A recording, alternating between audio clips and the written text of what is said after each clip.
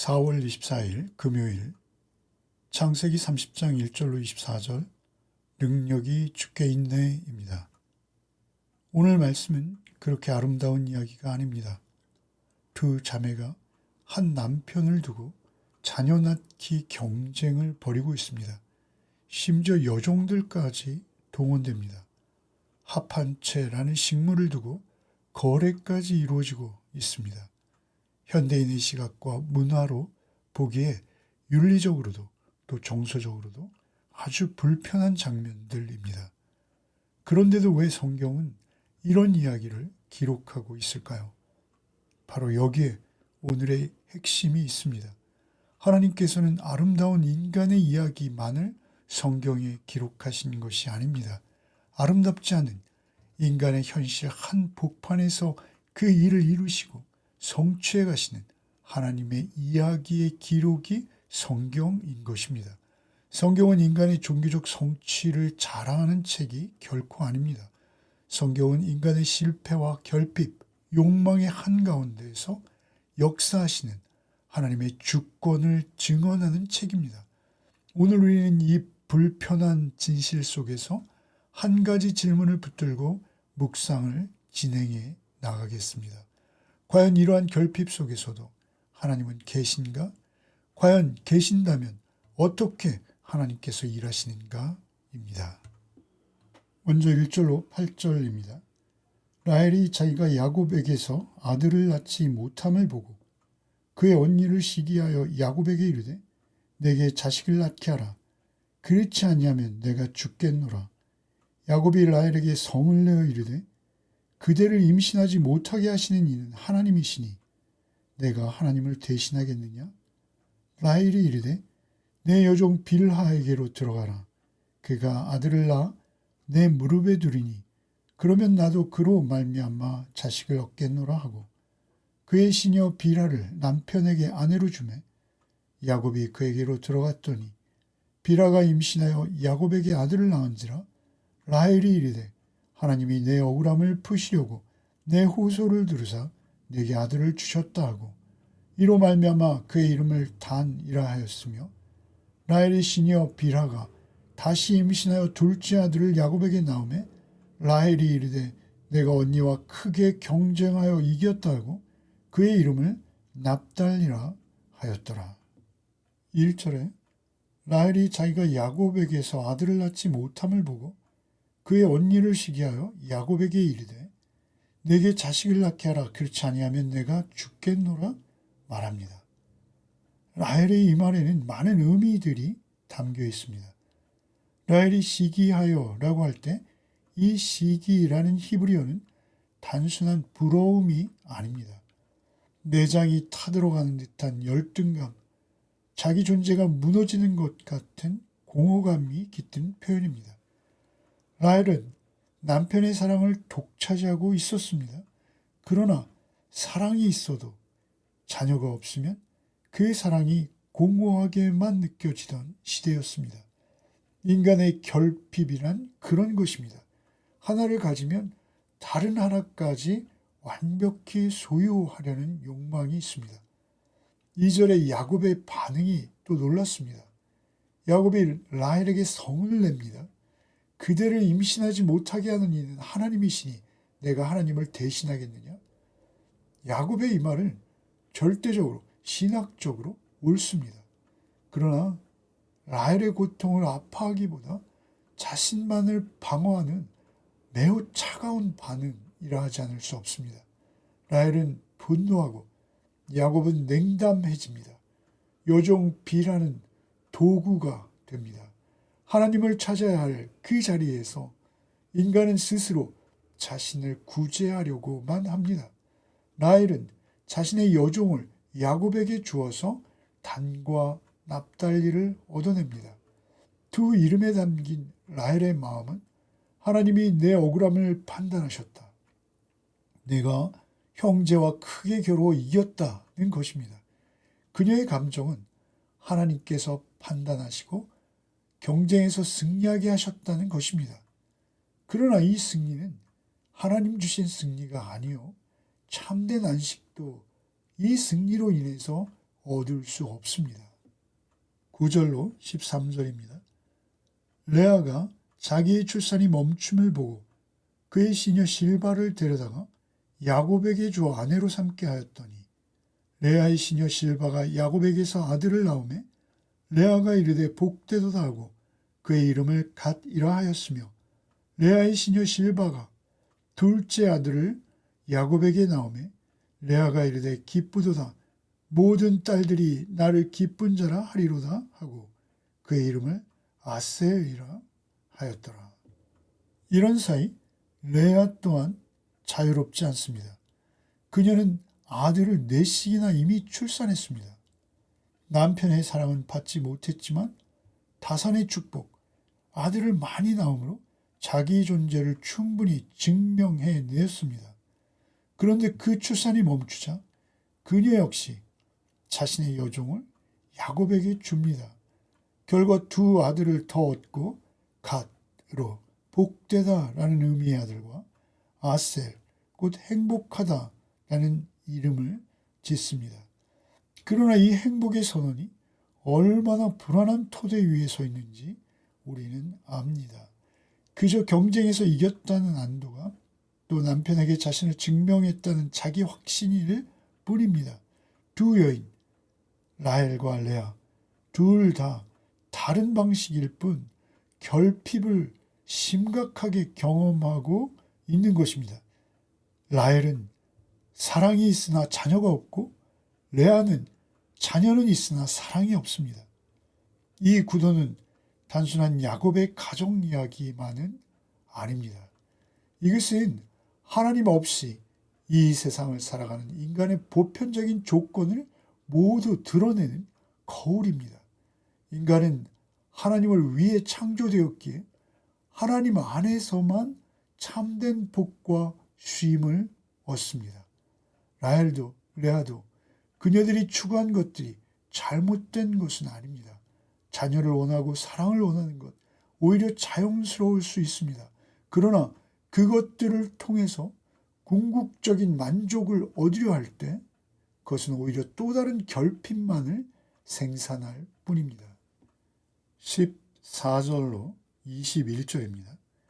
밀 거둘 때 루벤이 나와서 들에서 합 한 채를 얻어 그의 어머니 레아에게 드렸더니 라헬이 레아에게 이르되 언니의 아들의 합 한 채를 청구하노라. 레아가 그에게 이르되 내가 내 남편을 빼앗은 것이 작은 일이냐? 그런데 내가 내 아들의 합 한 채도 빼앗고자 하느냐?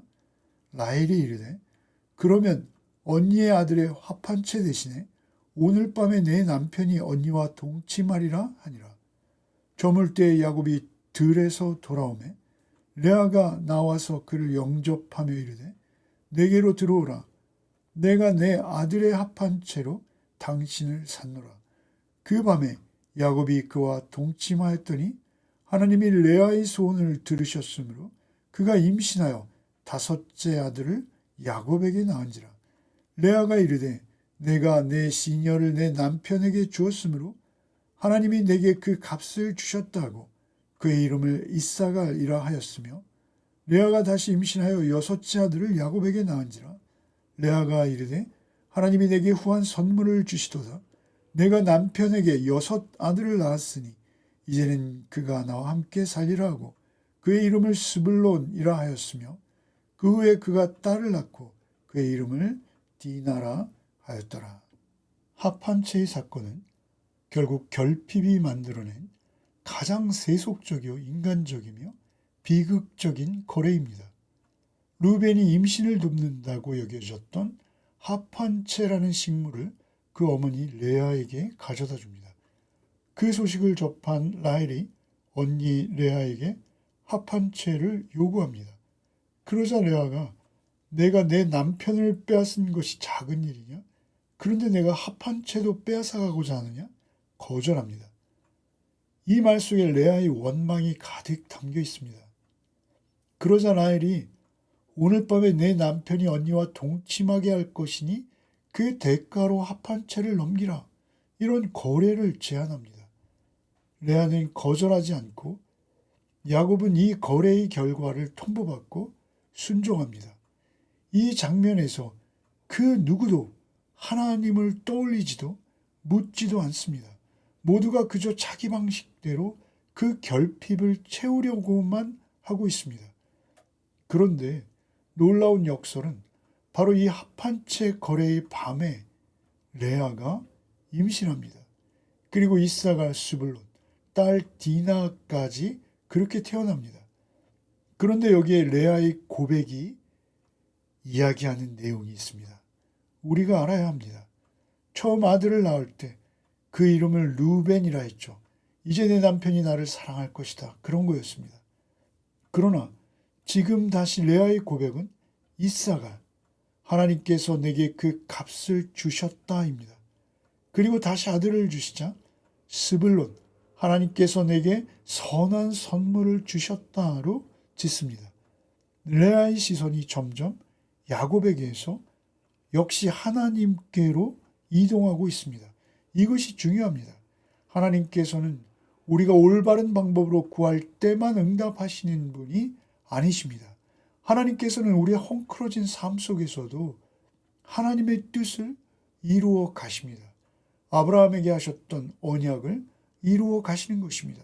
그리고 그 과정에서 인간의 시선을, 인간의 마음을 서서히 그러나 분명하게 돌려놓으시는 일도 행하십니다. 22절로 24절입니다. 하나님이 라헬을 생각하신지라 하나님이 그의 소원을 들으시고 그의 태를 여셨으므로 그가 임신하여 아들을 낳고 이르되 하나님이 내 부끄러움을 씻으셨다 하고 그 이름을 요셉이라 하니 여호와는 다시 다른 아들을 내게 더하시기를 원하노라 하였더라. 그리고 끝내 하나님께서는 라헬을 생각해 주십니다. 하나님이 라헬을 생각하신지라 그 소원을 들으시고 그의 태를 여셨으므로 이렇게 말씀하시죠. 히브리어를 직역하면 하나님께서 라헬을 기억하셨다입니다. 성경에서 하나님께서 기억하셨다라는 것은 이 단순한 망각의 반대가 아닙니다. 하나님께서 기억하셨다라는 것은 하나님께서 행동하신다는 것입니다. 앞서 우리가 보았지만 노아를 기억하셨다 할 때 물이 빠집니다. 아브라함을 기억하셨다 할 때 롯이 구원받습니다. 그리고 지금 라헬을 기억하시자 그녀의 태가 열립니다. 라헬은 오랜 세월 기다렸습니다. 그 기다림이 얼마나 길었는지, 그 기다림 안에서 그녀가 얼마나 많이 뒤틀리고 경쟁하고 말도 안 되는 흥정을 했는지 우리는 방금 읽었습니다. 그런데 그 모든 것에도 불구하고, 그럼에도 불구하고 하나님께서는 라헬을 기억하셨습니다. 그러자 아들이 태어나죠. 그리고 그 아들의 이름은 요셉입니다. 여호와께서 내 부끄러움을 씻으셨다. 또 다른 아들을 더하시기를 원하노라. 이 짧은 이름 속에 두 감정이 공존합니다. 과거의 수치를 씻으신 하나님에 대한 감사, 그리고 또 다른 것을 향한 인간의 욕망. 라헬은 요셉을 받으면서도 여전히 또 다른 아들을 바라고 있습니다. 이것이 인간입니다. 우리는 은혜를 받아도 또 다른 은혜를 원합니다. 그러나 하나님께서는 그것마저 아십니다. 우리가 잘 알듯 라헬은 나중에 베냐민을 낳습니다. 오늘 본문에서 우리가 보는 것은 초라한 인간들의 모습입니다. 그러나 동시에 그 초라함 속에서도 주권적으로 역사하시는 하나님의 일하심을 우리는 볼 수 있습니다. 이스라엘의 12지파의 조상들이 태어나고 있습니다. 다투고 흥정하고 경쟁하고 눈물을 흘리던 그 모든 혼돈 속에서 하나님께서는 구원의 역사를 홀로 써내려가고 계셨습니다. 아브라함에게 하늘의 별과 같고 바다의 모래 같은 후손을 언약하셨고 또한 메시아를 준비하시고 보내시는 일을 이루어 가십니다. 우리의 결핍까지 하나님께서는 낭비하지 않으십니다. 우리가 경쟁하고 흥정하고 나름 자구책을 스스로 찾는 동안에도 하나님께서는 우리를 기억하고 계십니다. 그리고 때가 차면 하나님께서는 들으시고 기억하십니다. 22절 말씀, 하나님이 라헬을 생각하신지라. 하나님께서는 오늘 우리를 생각하고 계십니다. 기억하십니다. 결코 우리의 결핍과 눈물과 오랜 기다림을 잊지 않으십니다. 그 기억하시는 하나님께서 마침내 우리에게 가장 복된 소식을 보내셨습니다. 그것이 복음입니다. 모든 결핍의 근원을 가장 큰 사건, 십자가와 그 대속의 부활 사건으로 채우셨습니다. 이제는 결핍 앞에서 경쟁하지 않아도 됩니다. 흥정하지 않아도 됩니다. 우리의 기도를 들으시고 오늘도 우리와 동행해 주십니다. 기도하겠습니다. 주님, 라헬의 결핍도 레아의 외로움도 기억하신 하나님께서 오늘 우리의 이름도 기억해 주실 줄 믿습니다. 우리의 모든 결핍과 수치를 친히 담당하시려 이 땅에 오신 예수 그리스도의 십자가를 기억합니다. 그리고 그 앞에 엎드립니다. 그 십자가에서 우리의 가장 깊은 빈자리가 채워졌고 그 부활하심으로 우리의 가장 오랜 절망이 끊어졌음을 믿습니다. 이제 우리로 경쟁하지 않게 하시고 흥정하지 않게 하시고 오직 주님께만 손 내밀게 하여 주시옵소서. 오늘도 우리 곁을 떠나지 않으시는 주님의 동행하심을 붙들고 하루를 살아내는 복이 있게 하여 주시옵소서. 예수 그리스도 이름 받들어 기도하옵나이다. 아멘.